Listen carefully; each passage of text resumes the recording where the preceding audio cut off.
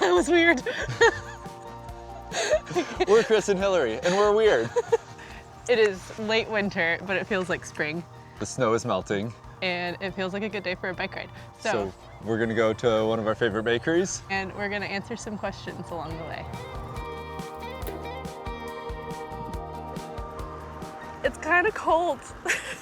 Yeah, but the sun feels nice. Yeah. Well, we just got back from our trip to Oaxaca. While we were down there, we hit the 10,000 subscriber milestone, which was really exciting. Yee! Can't believe how many people are following along with us. It's fun. We want to celebrate that milestone by answering a bunch of the questions that people have asked over the past few years. And we also asked for questions on Instagram and on YouTube and on Patreon. So thanks for everybody who sent in questions. Start climbing We're right gonna away. go straight up the hill. Before we get too winded, we'll answer a question. Evan Slagsvold on Patreon, I'm gonna do my best with the names, says, how about a quick background for you both? Maybe where you grew up and what led to your passion for bicycle adventures and how you met. I grew up in Michigan. I'm from Texas.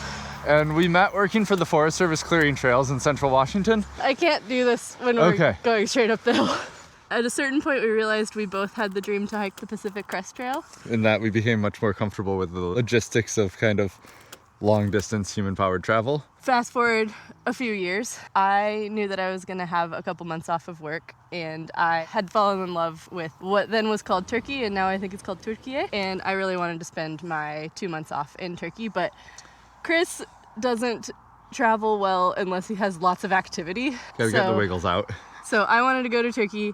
Chris wanted to do something active, and the compromise, which sounds like I didn't want to do it, but I was super stoked about it, was to bike across Turkey. So we did that in 2022.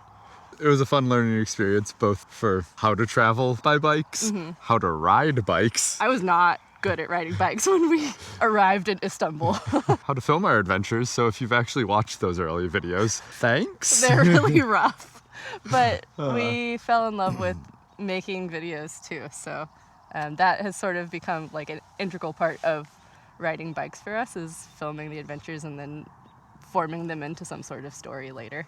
Are we asking more questions here? You ready to keep moving? I think we should keep moving. Great. Okay. What's our next questions? I don't know, is it snack time too? It's probably snack time. Nom nom. Look at that raven. It's got a thing. We're above the dump. Oh. They probably did a lot of good things here. I was like, it's like this beautiful view. It is a beautiful view. Okay. Doug McKinney, 7575 on YouTube, asks, what type of work do you two do that you can get away for longer periods at such a young age? Thanks for calling us young. Doug, I am a nurse and I've put in enough time to have a very flexible schedule. And I work for a local nonprofit, and nonprofits often don't pay as well as private sector jobs, but they can make up for that in good benefits, and that includes having a really good work-life balance. It's not always the case in nonprofits, but the ones that I have worked for, that is the case. Because if it's not the case, I will leave. that is the top priority for us. Yeah.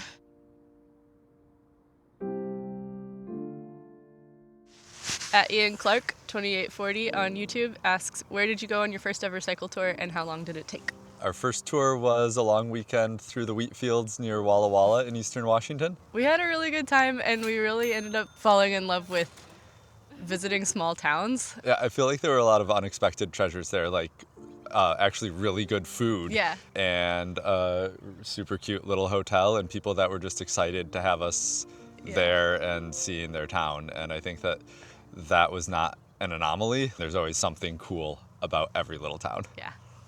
That's it for here? Yeah, we should keep going. Okay, what's next? A bunch of people have asked over the years about handlebars, what handlebars we use, whether we prefer drop bars or flat bars. Yeah, Chris can talk first about what he prefers. Well, I kind of rarely have met a bike I didn't like. I'm on the stock handlebars that came with my Panorama 4-Elon, and they've been good enough, no complaints. And in general, I've enjoyed drop bars. Yeah. I'm curious about alt bars. I just haven't had a need to try them. I have had a harder time finding handlebars that work really well for me for a variety of reasons. Bikes aren't really built for women with short legs, short arms, and that has turned out to be a little bit of a challenge. So I started out on a Salsavaya that had drop bars, but I found that drop bars have to be pretty narrow for them to be comfortable for me. And when they're really narrow, then you don't have as much control on like rocky terrain. Now we're going up the steepest part. The other problem that I've had with drop bar bikes is that the brake levers, the way that they're built, it's just really hard for little hands to grip, especially for long descents. And my hands just end up being so cramped and uncomfortable. My first flat bar was a cow chipper that came with my Surly, and then I went to a denim bar, and now I'm on a Jones bar. I really like having mountain bike brakes. One of the cons that I found is that I'm a lot wider than Chris, and so it's hard when we're in cities or like going in and out of doorways. Yeah, hotels have been more challenging with your handlebars. Yeah. Now we get to go down one of the biggest downhills. Yeah. The biggest descent of this ride. So much easier. Like, usually we're on this ride because we're training for a big ride. Not just after we get back from Almost 2 weeks of biking at like 9,000 feet.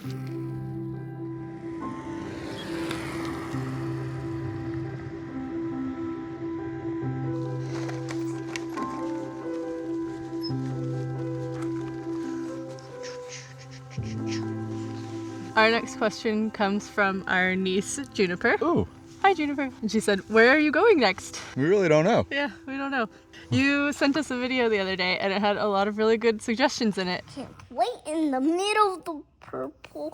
That's where we should camp the next day. We think we like the purple country you pointed to. Yeah, we don't actually know where we're going next, but Mongolia has been on our list. Hopefully this fall we get to go back down to Utah or the Four Corners area. Yeah. Jason Dixon on Patreon says, how do you pick destinations where you'd like to bike? It really just depends. Sometimes it's because a family member's getting married in Italy. Yeah. Sometimes it's because I have a lifelong obsession with Turkey. Sometimes it's because it's February and we need to get out of the cold in Washington. Yeah. Jason also asks, have you considered riding the GDM-BR together? Yes. Always. It's on the list, but it seems like there's always something higher on the list. Well, and you have to take 2 months off to go and do that, and Yeah. if we get 2 months off, then we're probably going to go somewhere outside of the country. But I don't know. Someday. yeah, there is also a question about tips for achieving a healthy work bike travel schedule. Be a nurse. Get a job where you get to tell them when you want to work. And we have other friends who prioritize longer travel experiences and have more conventional jobs like mechanical engineer. Yeah. And just have started from the onset of that job like, I'm only accepting this job if I'm able to take time off. A lot of the trips that we take that you see on YouTube are actually like 2 or 3 week vacations. Some of my favorite videos, some of my favorite trips have also just been weekend getaways. Anything else that we want to say about that? What is it? Tips for achieving a healthy work bike schedule. I don't know. Marry someone who likes to ride bikes. I mean, we also we have made life choices. Choices. Sounds really judgmental. All along Yeah. to provide flexibility. Yeah, like every choice we make is about either like supporting our community where we live or being able to leave where we live and go travel. So from the jobs that we've taken to like the way we set up our chicken coop, True. all of those things are sort of set up so that we can leave for periods of time. Yeah, we can walk away from our garden for a month and come back and not have substantial weeds or dead plants because everything's automatic. Yeah. Want to keep going? Yeah. There's pastries waiting. At Road Destination on YouTube asked a whole bunch of really good questions about what it's like to run a YouTube channel. And so we're going to try and answer them in a lightning round. The first question is, how does making videos impact your travel experience? To break it down a bit, do you do more research because of it? No. Hillary researches everything all the time anyway. Yeah. If so, do you feel it enriches the experience as you have more background info, or do you feel it takes away from the adventure as you encounter fewer surprises. Usually the things that surprise us aren't things you could have found out from research anyway. For the filming itself, does it take away from being in the moment because you're looking for the right shots, wasting time on retakes, going back to pick up the camera, etc.? It definitely can pull us out of the moment. Yeah. It depends on a lot of things. Gotcha. And we've realized that if we try and film too much, then it's not fun. But if we cut back on our filming, then the filming is a fun addition rather than a chore. And I think it really makes you look deeper at things too. So how do people usually react to the camera? I've always been surprised that people are more okay with the camera than I would expect. Yeah. How do you deal with negative reactions? I mean, sometimes filming makes us fall off the bike, so usually we're too self-conscious to film in any situation where we might get a negative reaction. We are quite timid about when we film. Yeah. How much time do you spend on editing videos and maintaining the channel? If you don't count the actual filming, it takes about an hour to an hour and a half of editing for every minute of video, and then probably another 2 to 3 hours outside of that on admin stuff. It's a lot of work, but it's really fun. The editing is super creative to me. It's like my main creative outlet. Yeah. So, and that has gotten me through some pretty hard times in the past. This is the slowest lightning round ever. I could talk about YouTube like all day, but nobody ever wants to because like it's weird. Anyway, okay. What are your goals for the channel? To have fun, tell stories, Record memories, be creative, and hopefully make something that people like watching. Yeah. And if the channel continues to grow and we can make a little bit of money off of it to offset some of the expenses for these trips, then that is great. yeah, and also just like meet other people that are into the same thing. Woo. Are you okay? Yeah, that scared me. So I'm editing this video now and I'm realizing that we didn't actually mention a couple of the most important reasons why we make these YouTube videos. I think sometimes we turn the camera on and we just like all thoughts leave our brain and we are no longer able to communicate. One of the reasons is that we just really want to inspire people to get out on their bike and consider bike travel as a way to see the world. And the other reason is, and I'm trying to figure out the best way to say this, but when you pay attention to the news, there's so much negativity, but the reality is that when you go out and just like meet people, there's just so much kindness and help and like goodness in the world. And that's, I guess, one of our goals when we're telling these stories is to convey this feeling that we have had as we travel around, that like people are generally kind and that we're more similar than different. We just didn't communicate that very well. So back to the video. The next question is, based on the views, I suspect it's feasible to finance a long multi-year tour with the channel. Is this the goal? What a good question. From our estimates, it would cost us about $1,500 a month to travel long term. We make a little bit of money from this channel, but not a lot. We make like $250 to $400 a month on AdSense, and then another like $50 or so from Patreon. Thank you, Patreon. Not quite enough to finance that. Maybe if we did sponsorships, we'd be able to make that work. But so far, everybody who has reached out for a sponsorship, it just hasn't been a very good fit. So it's not just e-bike companies, but the number of free e-bikes we could have right now, if we would just please do a review, is kind of mind-boggling, assuming these are actually real companies. Right now we have a dog, and we like our jobs, and we like our community, so We're really happy where we are. yeah, short trips for us for now. Moving on.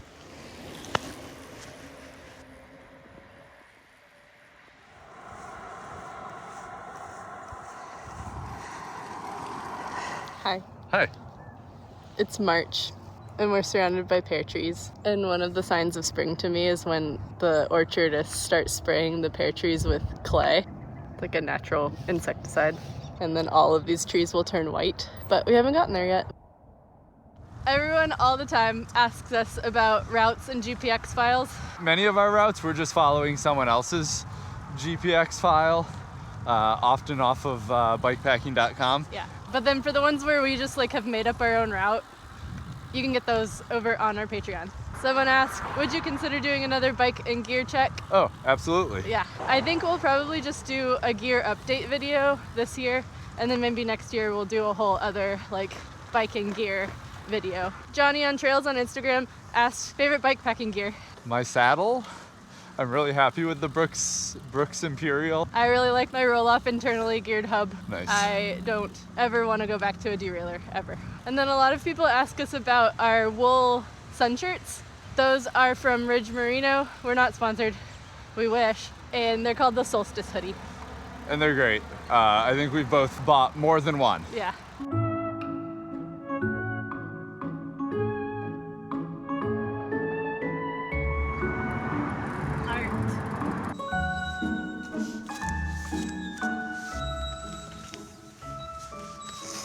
How annoying is the sound of the children playing on the swings?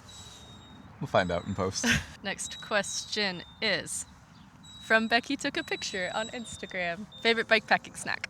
Generally, we end up eating a lot of cookies. Yeah. For a while, our favorite snack was Sour Patch watermelons, but then we realized that our teeth were rotting. They made our teeth hurt. Some days things like chips, just something with simple carbs and salts, Yeah. are really nice. One time in Sardinia, we found something called long chips. They made us giggle. But otherwise, we end up finding like the perfect drink.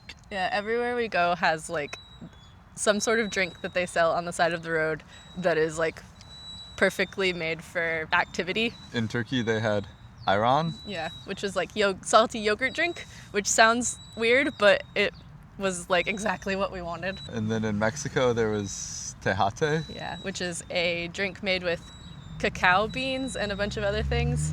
That was delicious. It's really refreshing and just like invigorating. Yeah, it was really good. Um, And then in Italy, they have espresso. At RockShox Poppy on YouTube asks, can I do bike touring with my hardtail mountain bike? Yes, RockShox Poppy, you can. Generally, people say that the best bike for bikepacking is the one that you have. And so if that's what you got and you want to get out, you should do it. Hardtail might be the ideal bike in some situations. Yeah. In a few weeks, I'll be building a hardtail specifically for bikepacking. Yeah.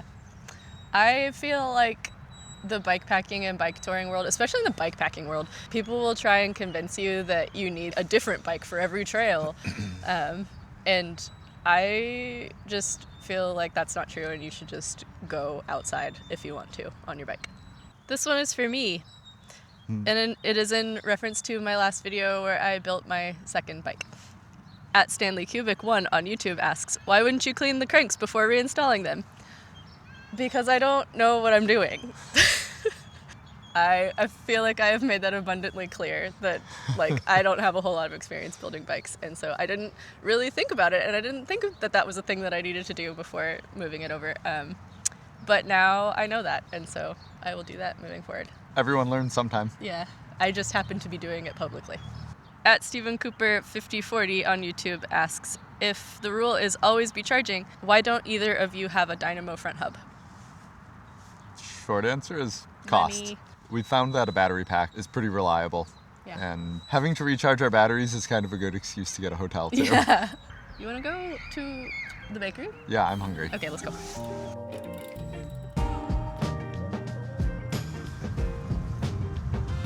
Here we are again. At Frank Nobody 5965 on YouTube asks, how do you secure your bikes when you go off on a hike? It really depends. Generally, on most of our longer trips, I've brought a U-lock, and then we have smaller cable locks as well. So if we're going into a store for a really short period of time and we're in a fairly safe area, I will often just lock my rear wheel with my cable lock just to make it hard for anyone to roll away with my bike. And then if we're leaving it for a long time, we'll either like leave it with a security guard if we're somewhere where that's a possibility, or we'll hide it in the bushes, and then we'll also lock it. It comes down to being aware of where we're at. In a big city, we probably wouldn't leave it outside at all, even locked. Yeah. One of us would stay with it. But in a lot of places, if there's a culture of you just don't take other people's stuff. Yeah, like which a lot of rural Turkey is that way. You could get away with just leaving it out in the open, unlocked, and it would probably be just fine when you came back. Our friend Sheelagh Daly, she just recently put out a video about what she does to keep her bike safe when she's on tour. So we'll add a link to that in the description. I see the bakery. Let's go. Okay.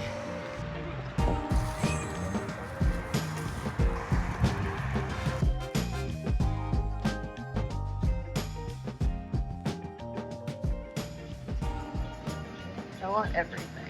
Hi there. Hi. All right, I have a chocolate cheese, ham and butter baguette, a brie and tomato baguette, the latte, and then the chai with the oat milk.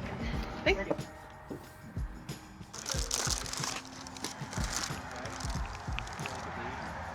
Yum.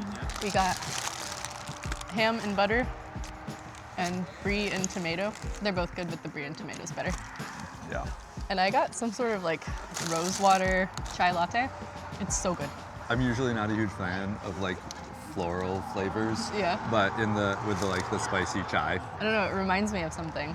Like, it reminds me of being somewhere. Probably Turkey. Yeah. Rose water and chai. Our last question is from Sheelagh Daly, speaking of Sheelagh. And it is, if you had to choose between a route that's known for its views or its food, which one would you pick? Oh, I love the food, but I think I would go somewhere spectacular, even if I had to eat instant mashed potatoes for a week straight. Yeah, I think I agree, because we can make pretty good food. Yeah, the views, the adventure is what gets me out of bed. Well, those were all our questions. Thanks for coming along with us on this mini adventure and indulgence while we got to talk about ourselves. We got back from Oaxaca recently. We're just starting to look at the footage for that. So the first video of that should be out in May. Thanks. See you soon. Bye.